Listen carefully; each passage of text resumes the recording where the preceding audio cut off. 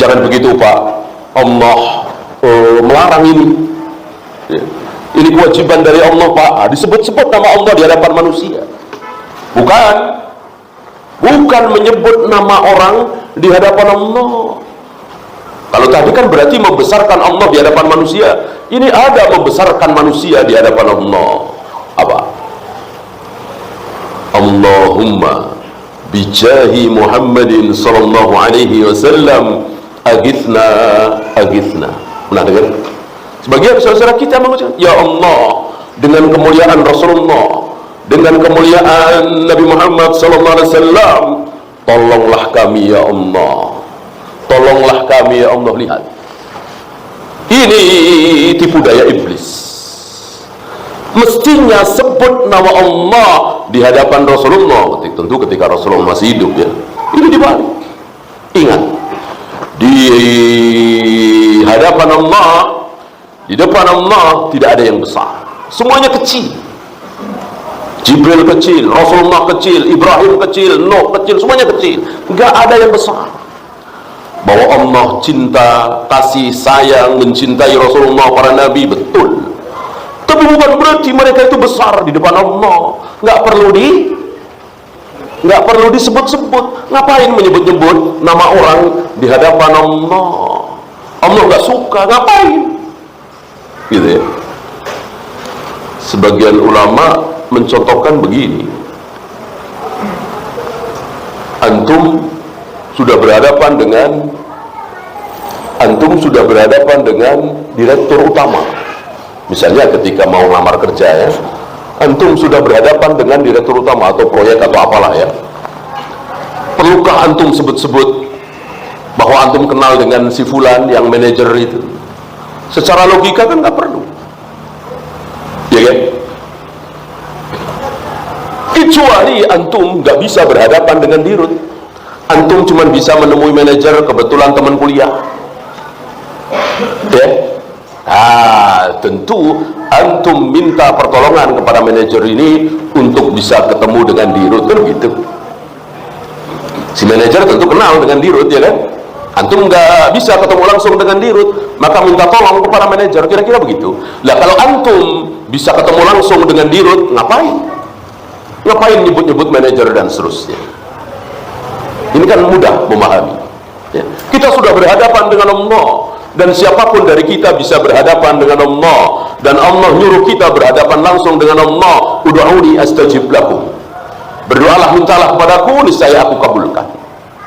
Ngapain sebut-sebut Rasulullah, sebut-sebut Jibril, sebut-sebut Syekh Abdul Qadir Jailani, sebut-sebut guru-guru kita? Ngapain ya. Sebuah contoh gamblang.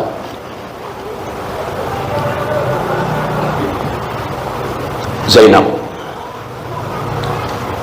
putri Nabi SAW yang menikah dengan Abul As. Ketika menikah masih belum Islam semuanya ya. Sepertinya ketika menikah ini Rasulullah belum jadi Nabi. Ya tentu non muslim semua kan, kafir semua kan, orang Islam belum ada. Waraqah bin Aufal sudah meninggal ya kan? Bapaknya Sa'id bin Zaid sudah meninggal. Artinya dia hari itu kafir semua, masuk Zainab ya. Nikah dengan Abul As. Sama-sama non muslim, orang belum ada Islam. Begitu Rasulullah diutus, begitu Rasulullah jadi Nabi, Zainab masuk Islam, Abul As tidak. Maka dipisahkan oleh Nabi. Ketika hijrah, Zainab ikut hijrah bersama Nabi SAW, Abul As tidak. Ketika Abul As akhirnya masuk Islam, maka dikembalikan tanpa akad nikah. Ini yang sahih. Ada riwayat dengan akad nikah, ini tidak sahih, karena memang masih suami istri gitu ya. Nah, Zainab ini, istrinya Abul As ini, putri Nabi ini, waktu itu punya anak kecil yang sedang sakit keras dan akhirnya meninggal. Sebelum meninggal, ketika sakit keras itu, Zainab mengutus utusan kepada Nabi, memohon kepada Nabi untuk datang ke rumah Zainab. Karena satu dan lain hal, Nabi menolak, tidak bisa datang. Ada sesuatu yang lebih penting barangkali. Nabi cuman menitipkan kalimat, Inna lillahi ma akhadha wa lahu ma a'ta, kullu syai'in indahu bi ajalin musamma, fal tasbir wal tahtasib. Ini sunnah kita ucapkan kepada orang yang kematian, mungkin ayahnya, ibunya, anaknya, istrinya, dan seterusnya. Nah, utusan menyampaikan kalimat Nabi ini kepada Zainab, lalu Zainab minta kepada utusan ini untuk balik lagi kepada Nabi, meminta kepada Nabi supaya mau datang ke rumah Zainab dengan menyebut nama Allah. Ini yang benar. Di hadapan Nabi menyebut nama Allah, bukan di hadapan Allah menyebut nama Nabi.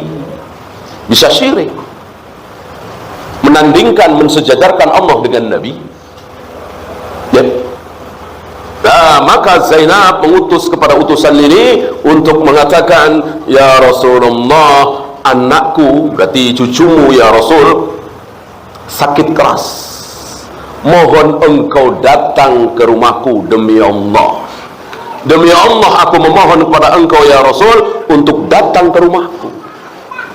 Mendengar si utusan ini mengucapkan demi Allah, dan itu perintah Zainab, Nabi bangkit.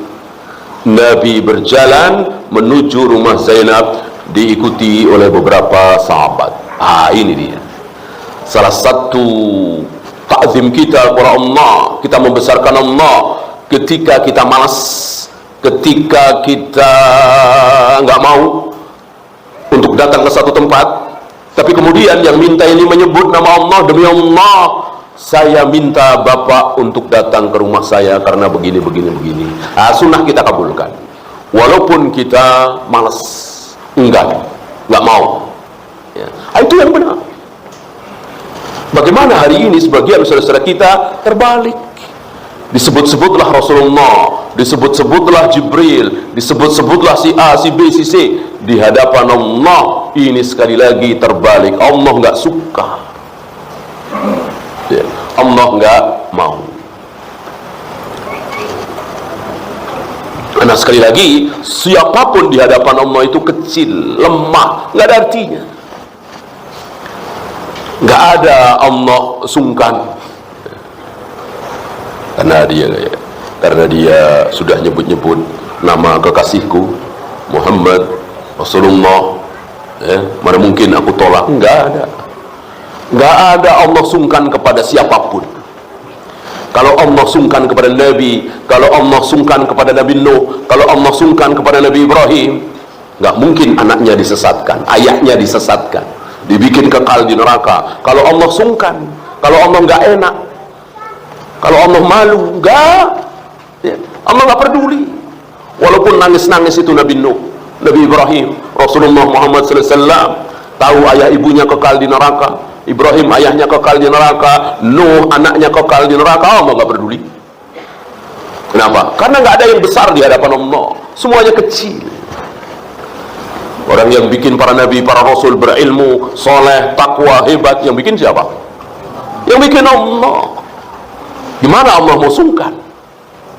Gitu.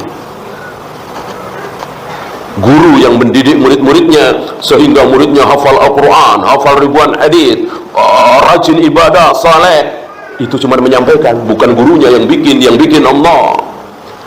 Guru cuma menyampaikan. Kalau ini Allah yang bikin, tanpa dakwah, tanpa wahyu, tanpa tarbiyah, tanpa pengajaran, Allah sanggup membikin seluruh manusia ini mulia semulia Nabi Muhammad SAW. Sanggup nggak? Sanggup. Kecil bagi Allah. Nggak ada yang tidak bisa dilakukan oleh Allah. Maka nggak ada yang besar di hadapan Allah. Ngapain dibesar-besarkan di hadapan Allah? Bahwa Rasulullah besar itu di hadapan kita besar sekali. Kita ini kecil sekali di hadapan Nabi. Kita ini nggak ada apa-apanya dibanding Rasul dan para sahabat. Tapi jangan membesarkan beliau di hadapan Allah. Allah nggak suka. Muncullah hadis-hadis palsu, hadis-hadis dhaif. Laulaka laulaka ma khalaqtu siwaka, kalau bukan karena engkau ya Muhammad, kalau bukan karena engkau ya Muhammad, maka aku tidak ciptakan apapun selain engkau. Jadi katanya menurut hadis palsu ini, Allah menciptakan gunung, matahari, bulan, bintang, jagat raya, alam semesta karena Rasulullah SAW. Betapa batilnya kalimat ini. Padahal wa ma khalaqtul jinna wal insa illa liya'budun. Aku ciptakan jin dan manusia itu tujuannya supaya mereka beribadah kepada aku, mentauhidkan aku. Enggak ada hubungannya dengan Rasulullah SAW. Bahwa beliau manusia paling mulia di muka bumi ini betul sekali. Tapi Allah menciptakan jagat raya alam semesta bukan karena beliau. Ini hadis palsu. Termasuk istilah Nur Muhammad yang sering kita dengar di pengajian tarekat Sufia. Nur Muhammad, cahaya Muhammad. Katanya langit belum ada, bumi belum ada, yang ada baru ars. Di situ ada cahaya, ada tulisan Muhammad, dan seterusnya, meninggikan beliau di atas yang sebenarnya. Bahwa beliau tinggi, beliau besar, beliau mulia, betul. Tapi ada batasnya.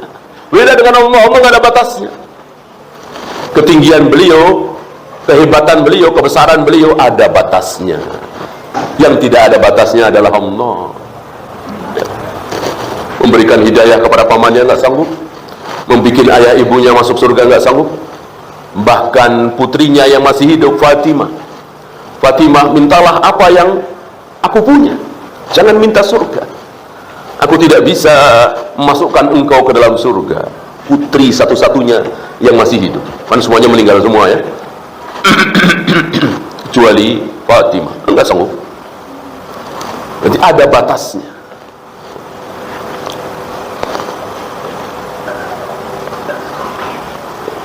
Taulah antum, jangan antum ikut-ikutan mereka membolak-balikkan ini. Bukannya menyebut nama Allah di hadapan manusia, malah menyebut manusia di hadapan Allah. Ini buruk sekali. Ini menyangkut akidah, nggak main-main ya.